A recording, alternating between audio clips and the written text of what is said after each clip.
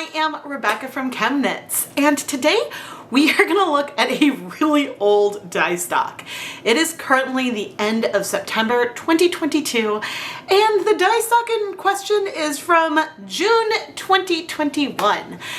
Now, this is a really special stock, not just because it's really old, but because it was, at least originally, a 1% stock solution of the muck dye that I created when I mixed all 40 jacquard acid dyes together to create a custom color. Now, this color felt a little bit purplish, a little bit brown.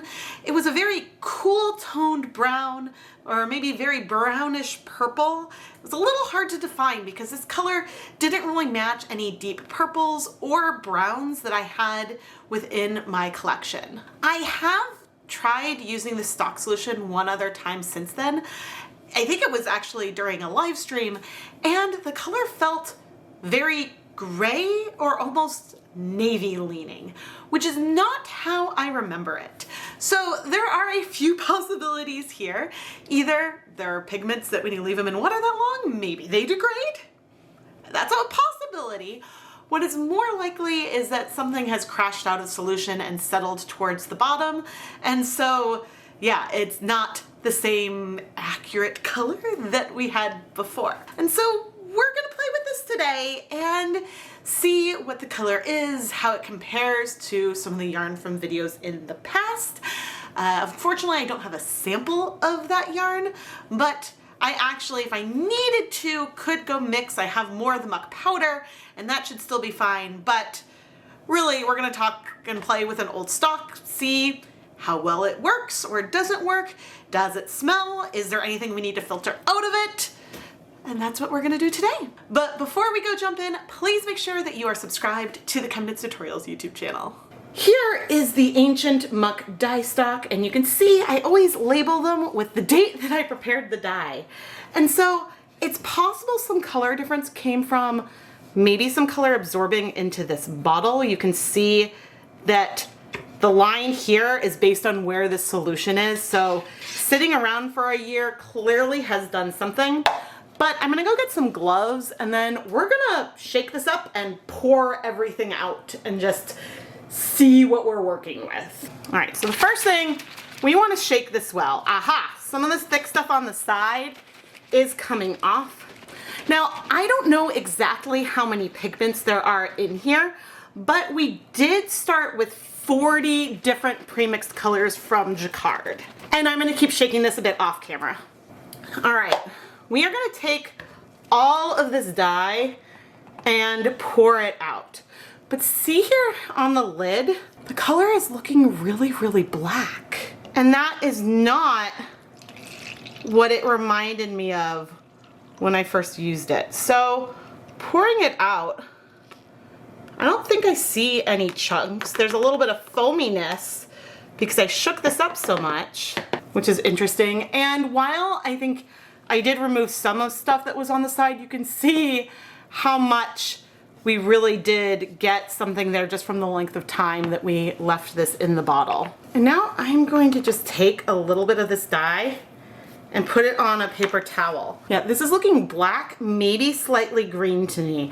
Nothing like the colors that I swatched before. Honestly, part of me is wondering if I finished and used up the muck at one point and I have mislabeled something here in this stock because of how different it is. But let's try dyeing some yarn with it. But as for the odor of the stock, I would say that it smells a little bit like paint. But otherwise doesn't smell like bad or anything. After a little bit of time, you're starting to see maybe a hint of some pink on the edge, with more green in the middle. The first thing I want to do is measure out 100 milliliters of this dye so we can dip dye some yarn into it to see if and how it breaks. And I'm gonna have to go, I'm measuring to the liquid, not to the foam a little bit of foam that we have from the vigorous shaking. So I'm gonna set that aside. In my dye pot, we have 16 cups of water and 3 tablespoons of white vinegar. And now I'm gonna add 100 milliliters of our muck stock solution. And as I pour it out of this cup, I'm not seeing any particles or anything there, but I am going to rinse out this cup with some plain tap water. And the color is feeling a little bit greenish to me, so we'll see. But we're gonna heat this up and then we will dip dye 100 grams of yarn into it to see what we end up with.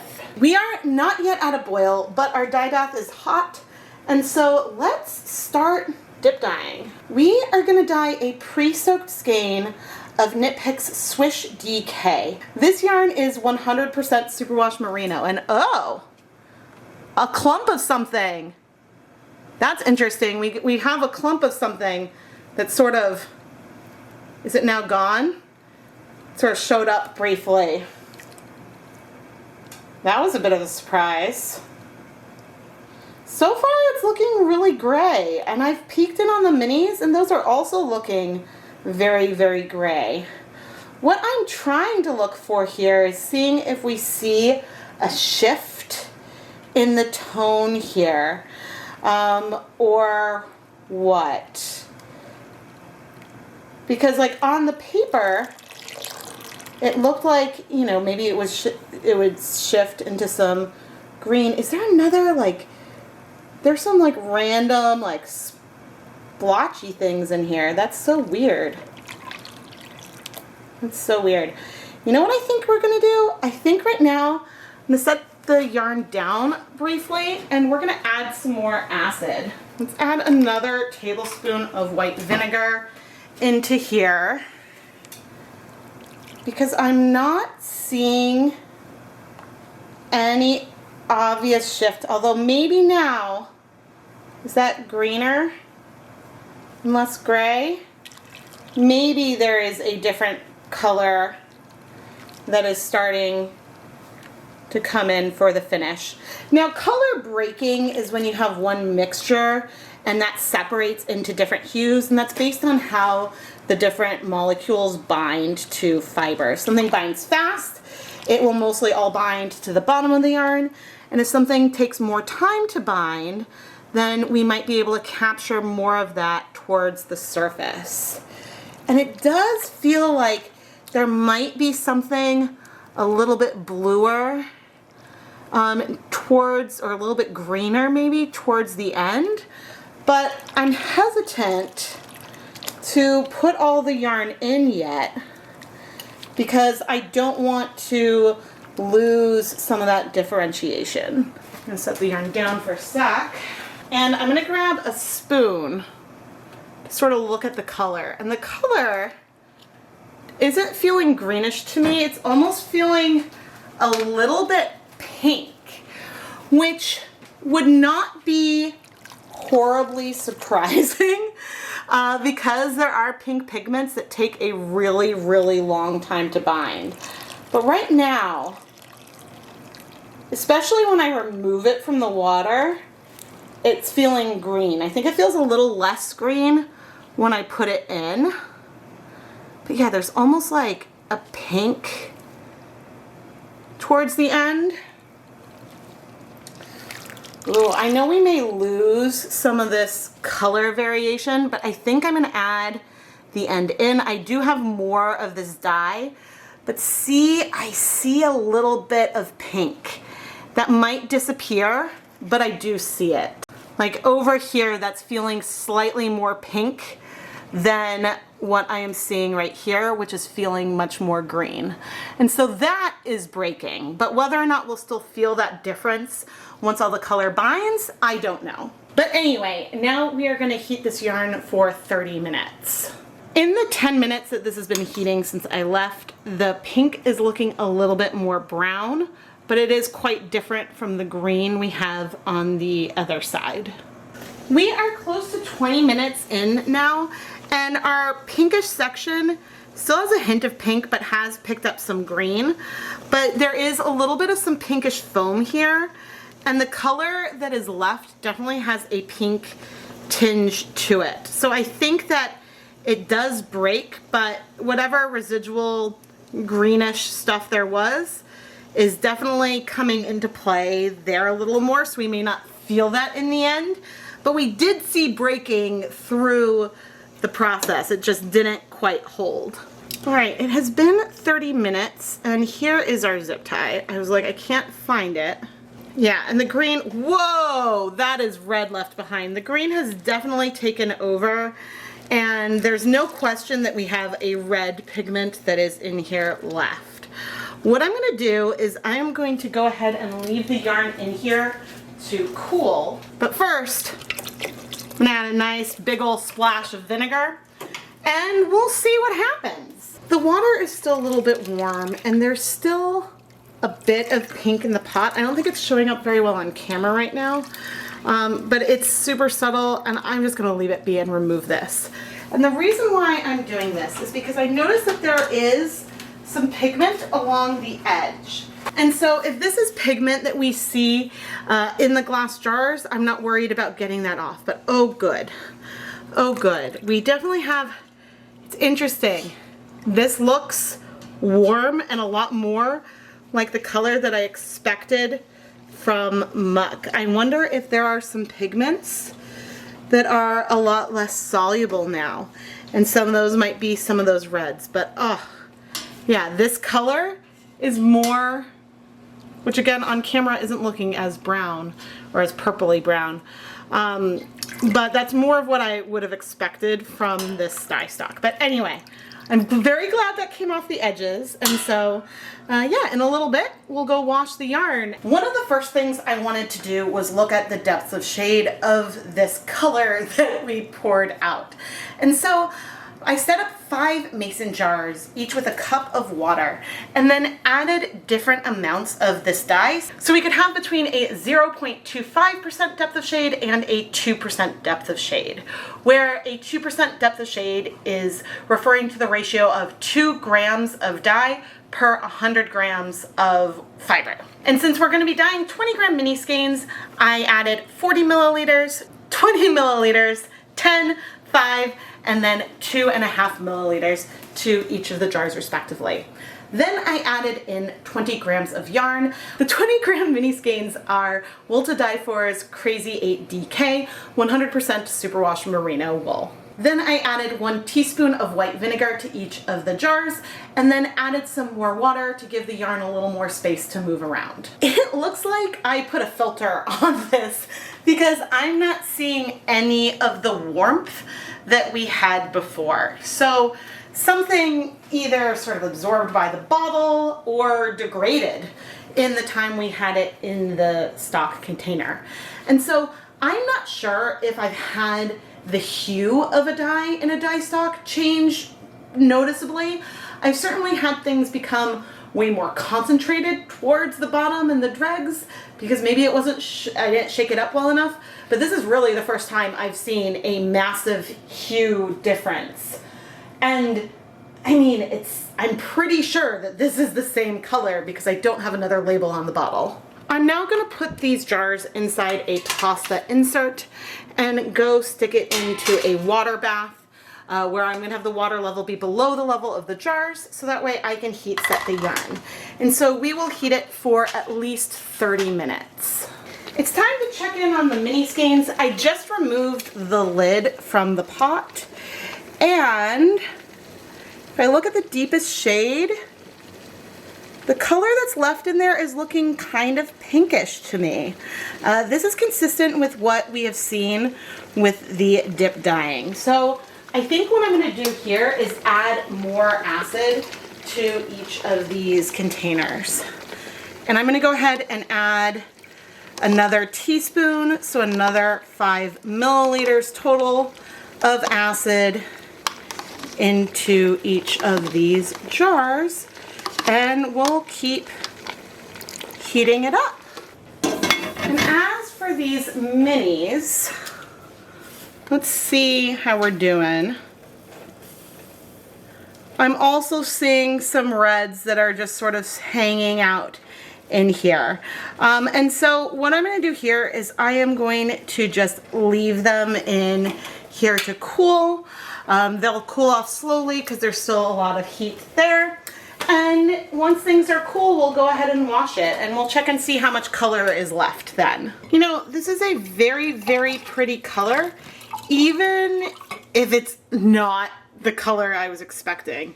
It's sort of this beautiful greenish color, which was also not something I was expecting. So as I took the deepest one out of the jar, there is still a little bit of color left.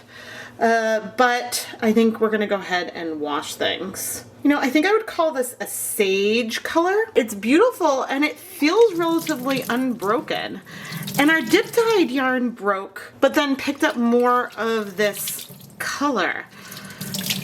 Goodness, it would be a shame if the only way to get this kind of green that doesn't break would be to mix all 40 of Jacquard acid dyes together approximately evenly, and then make a dye stock, let it sit for over a year. Oh goodness, that would be a little ridiculous. But anyway, I'm gonna get the dip dyed yarn and then we can wash all of the yarn together. See, our dip dyed yarn lost that bit of pink because I think there was more whatever combined to make this really, really pretty color. I did save the rest of the dye that was left, and we may do a part 2 of this video, or the part 2 may come out right now. Because I'm curious to see what dye is left in the remnant of the bottle. But whenever that is done, it'll need to be done on a different day. So let's see, I added some dish soap, and I'm not seeing any color come out of the yarn, which is great. I'm gonna go ahead and fill up this wash basin again. Yep, no color bleeding. So I'm gonna finish rinsing out the soap, put the yarn through my spin dryer, and hang it up to dry. I wanted to see what kind of color was in the dregs of our stock solution bottle. I added water to the bottle and let it sit for a few days, and I think it did absorb some of that staining and color on the bottle. I then added it to 16 cups of water with a few tablespoons of white vinegar and 100 grams of knitpicks stroll fingering weight yarn, and heat this until all of the color had absorbed. And then finally, to leave no dye behind, I have a little bit more of the color that I had originally poured from the stock solution bottle that we used on our mini skeins, and I used that again in about 16 cups of water with a few tablespoons of white vinegar and a skein of stroll. Scrubbing out the stock solution bottle, I am seeing a color that is a lot more like what I was used to. I have been so perplexed over the color difference from this old dye stock that I realized I should go into our original muck powder mixture, which should not have changed at all. And I measured out 1 gram of this dye, dissolved it in hot tap water, and then dyed 100 grams of knitpicks swish DK yarn, the 100% superwash merino yarn, because I wanted to be able to compare this to the other yarn that we dyed throughout this video.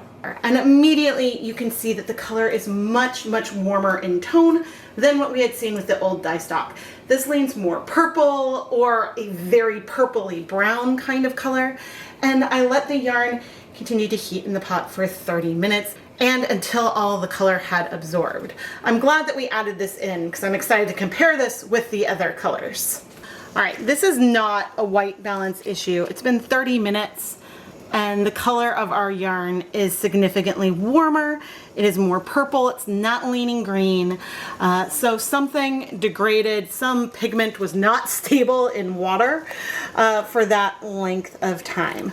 I do have one other follow-up idea that I have for another video, but to see that you'll have to subscribe and turn on notifications to make sure you don't miss it. But the only other thing I want to point out as I leave this to cool so it can absorb that last little bit of color, and I guess the other note there is that I did just add a few more tablespoons of vinegar. We do have some color that has come around the edges. It's a little more significant than what I saw with the other color, but it does feel very similar in tone to what we saw with our dye stock. I'm gonna wash this off camera. But anyway, I'm gonna finish this up and now let's go look at the finished dry yarn. Once again, we have a scene that is so muted and neutral that it almost looks like I desaturated the color because it's looking very gray, a greenish gray, but still very, very gray. Fixing the white balance actually helped a little bit. You can feel more of the yellow that we had in here. Now, our dip dyed skein is definitely not as dramatic as it looked in the pot, where we could see that those reds that were left behind. Overall, the colors here struck pretty slow. A lot slower than I'm used to acid dyes striking to yarn in the kind of conditions that I used. There is a dip dyed effect, and oh, here we can see a little bit of the now brownish patch. But this is really the last little hint of that lightness that we added. I think that there were just a lot of pigments in there that were striking pretty slowly. You can feel some elements of that tan in some of the other yarn that I'll be showing you. But if we come in and look at our mini skeins, where we have our 0.25% depth of shade all the way to a 2% depth of shade, where that 2% depth of shade is the equivalent of 2 grams of dye per 100 grams of yarn. There's an asterisk with that because I'm going for these calculations off of the concentration that I had originally mixed this dye. Something degraded, so I don't think that this is any longer, it was a 1% stock solution, because there's something missing. And if we take our 1% depth of shade, the leftovers, and compare it to the 1% depth of shade that we mixed fresh from the powder, the difference here is really, really dramatic. And I honestly do not believe that this dye was mislabeled. I am very careful in these big stock solution bottles to label the dye. If I'm gonna have unlabeled dye, I use a different type of bottle just for my own consistency and keeping track of stocks. And clearly, there's something that just wasn't stable when left in solution that long. My tap water is slightly acidic, and so I don't know if that necessarily made a difference. There are definitely colors that I've had dye stocks that are about a year old, and they've seemed to be what I would expect. But in this muck blend, we had 40 different jacquard acid dye colors, which means that there were way more different pigments than are usually in one dye. And I don't know how many different colored pigments jacquard has in their collection. But my best hypothesis is that the stability of some of the pigments in an aqueous environment, they're just not stable. And so the molecules broke down. And you know, that things like that can happen. And it's why the best policy is always to make your stocks fresh when you need them. But this is really the first time I've observed like a major shift. It's possible I've observed things that are subtle shifts in the past and have been surprised, but I mean the green versus, you know, I'm willing to admit that the muck color is brown now. In the original video, I couldn't admit that it was brown. I was like, it's kind of a purple. Here it is at a lighter depth of shade. There are pink purple elements to it, and it's certainly a much more cool toned brown than even pecan brown. There's not a lot of yellow in there. We had 2 more skeins that we dyed, and on both of these we do see a little bit of breaking. This is the color we got from soaking the bottle and shaking it up. It's very, very similar to the dye that was in the bottle. Maybe we were able to pick up a few more of the pinks, but this color difference isn't because of a massive separation and of a pigment binding to the bottle that I used. I do think that there was some kind of degradation. And then this skein here was just kettle dyed with the rest of what we have here. And we do see breaking. The second color is almost a bit of a tannish pink, and we see it both in our lighter skein here and a bit in the deeper one. I think it's some of those pinks that were just around at the very end and very slowly struck to the yarn. I am Rebecca from ChemKnits, and I really hope that you enjoyed this video. I have saved this dye stock for so long because, well, I guess I was always just saving it for something special, because making this custom blend was fairly intensive. And while I think if I were going to go again and measure out half a gram of every single jacquard dye, we could end up with something very, very close, it wouldn't be exactly the same as what I created the first time, and so therefore I've done a lot of thinking about what I want to do with all of the leftovers. And I do have a reasonable amount more of the leftovers. So if you have any suggestions of what I should do with it, please let me know down in the comments below. And stay tuned for the next video, because I have another muck dyeing video project coming up this week. If you love the yarn I dye, go and check out all of the listings in the ChemKnits Creations Etsy shop. Almost all the yarn has been featured in one of my dyeing videos, and when you buy some of the yarn, it's a great way to help support the channel. And the 2022 ChemKnits Hanukkah yarn samplers are shipping out really soon. I'll talk more about the Hanukkah special at the very end of the video, but go and make sure you grab your set. There are still sets available in both fingering and DK weight. You can find more information in the listing of the ChemKnits Creations Etsy shop. It really is too bad that this green is so unique. I suppose there was something maybe a little close to this when I mixed true black with, what was it, emerald green? At some of the lower depths of shade of both, we got sort of this muted grayish green color. That's about the closest that I can imagine, because I don't think there's a premixed color that is a green leaning gray that feels so neutral quite like this color. And I'm sure if a dye manufacturer was going to try to mix this color, there is a way to do it that doesn't involve using as many pigments as we had here, and then letting the dye stock degrade or something for a long time. So maybe that's another idea that we'll have to do for another video. We'll have to try to mix something that looks similar to this. Of course, I might no longer have this yarn, but looking at the picture, maybe we'll try to mix something similar.